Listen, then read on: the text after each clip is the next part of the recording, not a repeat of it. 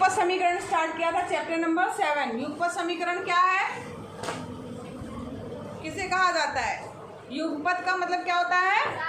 साथ साथ। साथ साथ मतलब कि यहाँ पर दो जो है जोड़े में या दो आपकी क्या राशियाँ होंगी? चर राशियाँ होंगी। नहीं, चर राशियाँ दो होंगी। एक्स वाई हो सकता है, वाई जेड हो सकता है, कोई भी होगा, दो चर राशियाँ होंगी। तो ऐसे समीकरण, दो समीकरण होंगे जिसमें दो चर राशियाँ होंगी। ज़्यादातर प्रश्न हमने जो हल किए थे उसमें एक्स और वाई थे, दो समीकरण आपको दिख रहे थे। तो ऐसे समीकरणों को युगपत समीकरण कहा जाता है यदि a1x plus b1y plus c1 बराबर 0, पहला समीकरण। दूसरा समीकरण क्या हो जाएगा? a2x plus b2y plus c2 equal to 0। दो समीकरण आपके पास में इस तरीके के दिए गए हैं, जो कि आपके पास में दो चर यानी x और y में समीकरण है। इनका जो है, इनको युगपत समीकरण कहा जाता है कब? जब a1/a2 बराबर नहीं होगा b1/b2 के। ठीक, ये मैंने डेफिनेशन लिखवाई थी आपको, पेज नंबर 186 पे आपके दी भी हुई है। अच्छे से दिमाग में बैठा लीजिए, याद कर लीजिए। कम से कम जो चैप्टर रहता है उसकी शब्दावली को आप समझा करिए। तो यहाँ पर प्रश्नावली में हम युगपत समीकरण को हल करने की विधियाँ जो है देखा था हम लोगों ने। एक पहली प्रतिस्थापन विधि थी, दूसरी क्या थी? विलोपन विधि थी। तो इससे सवाल हल कर रहे थे हम। कौन से सवाल तक पहुँचे थे? पाँचवा कर लिया था ना। ठीक है, अब छठवां, पाँचवा करवाना है? नहीं, पाँचवा मैंने बताया था सर। 7A है कि 1 है? 7A का चौथे का पहला बता दिए, पांचवी का पहला बताया था कि नहीं? चलो, तो पांचवे का यस मैम, कोई बोला नो मैम?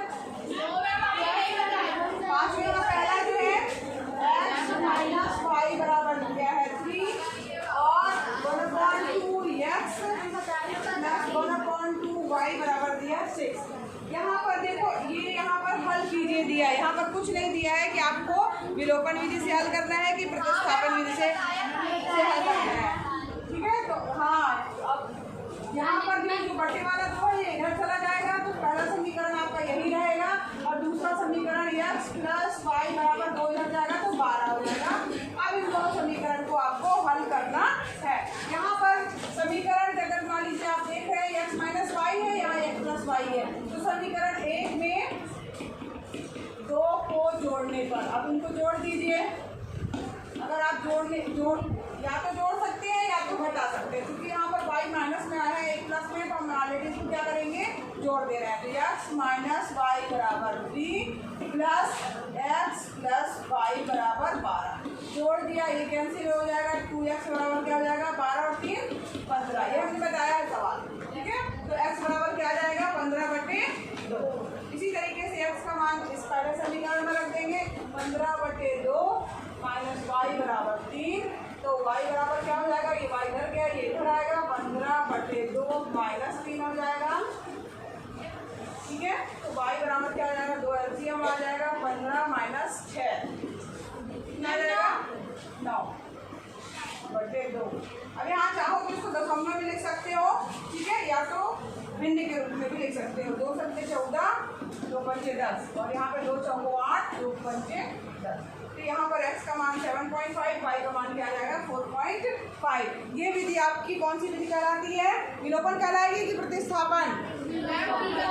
विलोपन विधि है। प्रतिस्थापन में कोई एक मान निकाल लिया जाता है x का, तो दूसरे समीकरण में रखा जाता है। इसमें हम विलोपित कर रहे हैं, यानी कोई एक जैसे पद बना करके उसको क्या कर दे रहे हैं? हटा दे रहे हैं, दूसरे का मान ज्ञात कर रहे हैं। इसलिए इस विधि को क्या कहा जाता है? विलोपन की विधि कहा जाता है। ये हमने करवा लिया था, इसलिए सॉल्व किया है। छठवें में आइए, अब यहाँ पे भी इसी तरीके से सवाल है। x प्लस वाई बराबर 3 और x माइनस वाई बराबर दिया है 1। अब यहाँ पर इसको समीकरण 1 दे दिया हमने, यहाँ पर 2 दे दिया। ठीक है, इसको कोई हल कर सकता है सवाल को? कोई हल कर सकता है? इसको हल करना है, बहुत आसान है। y कटने वाले दिख रहे हैं, दोनों को समीकरण 1 व समीकरण 1 व 2 को जोड़ने पर।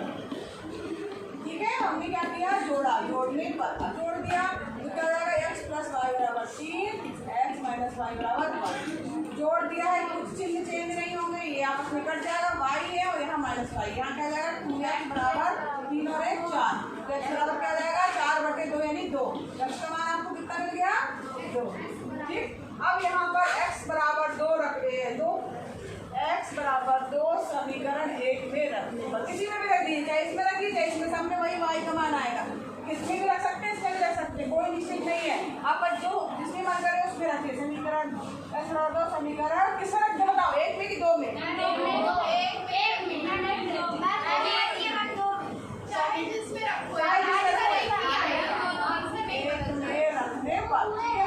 चलो अच्छा 2 में रख देना, 2 में रख देना। तो यहाँ x बराबर 2 माइनस वाई बराबर 1 दिया है, तो यहाँ पर क्या हो जाएगा y इधर लेके जाओ, ये इधर लेके आओ, तो 2 माइनस 1 बराबर y, 2 में से क्या 1 यानी y बराबर क्या हो जाएगा 1।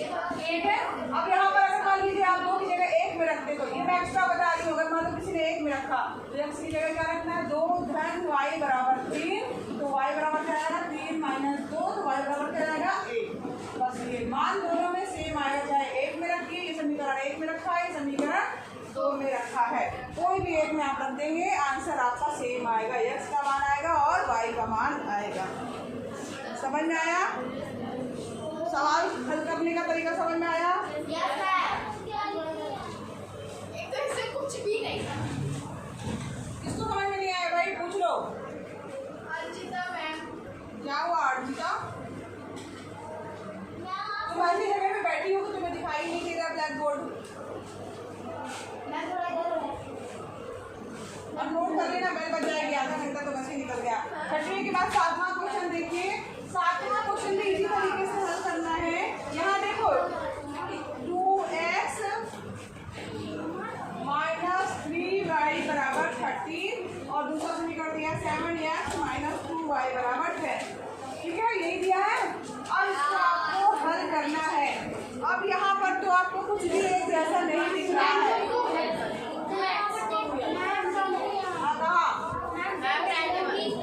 अच्छा हाँ पढ़ती है ये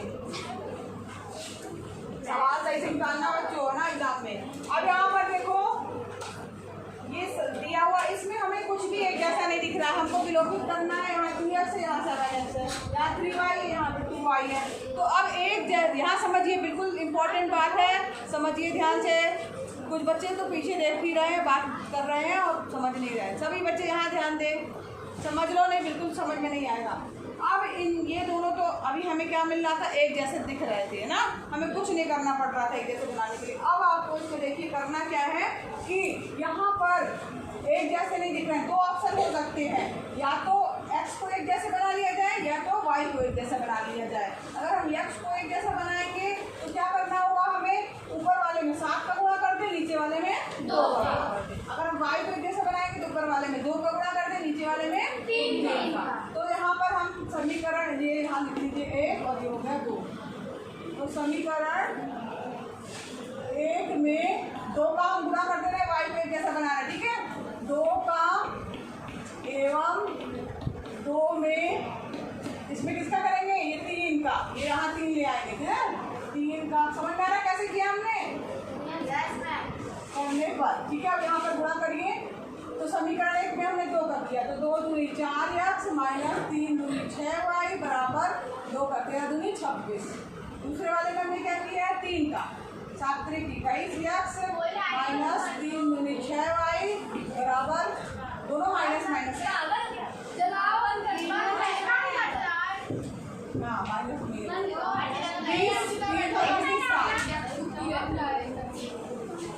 अब यहाँ देखो हमारे ये समीकरण बन गए, देखो आप लोग ये बन रहे हैं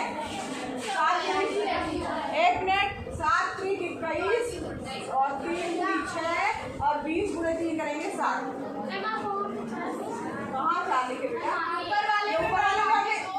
ऊपर वाले में हमने क्या किया है 2 का, ठीक है। समीकरण 1 में 2 का किया, तो 2 दूनी 4, 2 तिहाई 6, 13 दूनी 26, इसमें 3 का किया है, तो 7 3 21 और 2 तिहाई 6, 20 तिहाई 7, ठीक है। समझ में आया? अब यहाँ देखो, अब यहाँ सबसे बड़ी बात ये है कि यहाँ एक जैसे दिख रहे हैं, हमने एक जैसे तो बना लिया, लेकिन ये दोनों ही माइनस माइनस में है, ठीक है, यहाँ दोनों क्या है, माइनस माइनस में है। अब यहाँ पर दोनों जब एक जैसे हैं तो हम इसमें जोड़ेंगे तो कोई फर्क नहीं पड़ेगा, वो कटेंगे नहीं, वो वापस में जुड़ जाएंगे। तो हमें क्या करना होगा, यहाँ पर हटा देंगे। तो यहाँ पर 3 और ये 4। तो यहाँ नेक्स्ट लिखो, समीकरण 3 में 4 को घटाने पर बताइए। ठीक है, अब यहाँ ध्यान से देखिएगा, यहाँ चिन्ह चेंज हो गए। यहाँ क्या था, प्लस, ये क्या हो जाएगा, यहाँ माइनस, सही क्या हो जाएगा, ये प्लस है तो ये क्या हो जाएगा।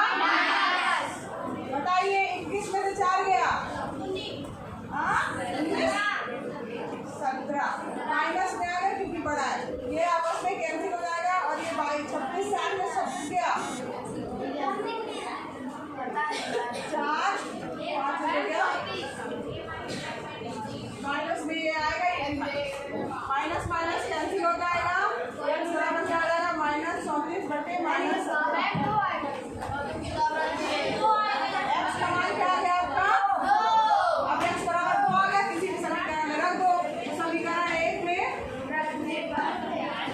में क्या, x बराबर 2 रखने पर 2 गुणे 2 माइनस 3 3y बराबर 30। 2 गुणे 4 माइनस 3y बराबर 30। तो माइनस 3y बराबर क्या होगा, 13 माइनस 4 माइनस 3y बराबर 13 में से 4 गया, कितना आएगा, 9। तो यहाँ पर y बराबर क्या आएगा, 9 बटे माइनस 3 y बराबर माइनस 3 क्या आया, x बराबर 2 y बराबर माइनस 3।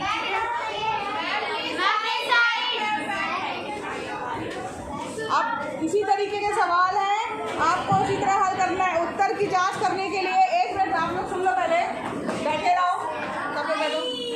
अब यहाँ लिखा है प्रश्न में उत्तर की भी जांच करना है। 1 मिनट, उत्तर की भी जांच करने के लिए लिखा है। अब उत्तर की जांच करने के लिए आप कैसे करोगे, उत्तर की जांच करने के लिए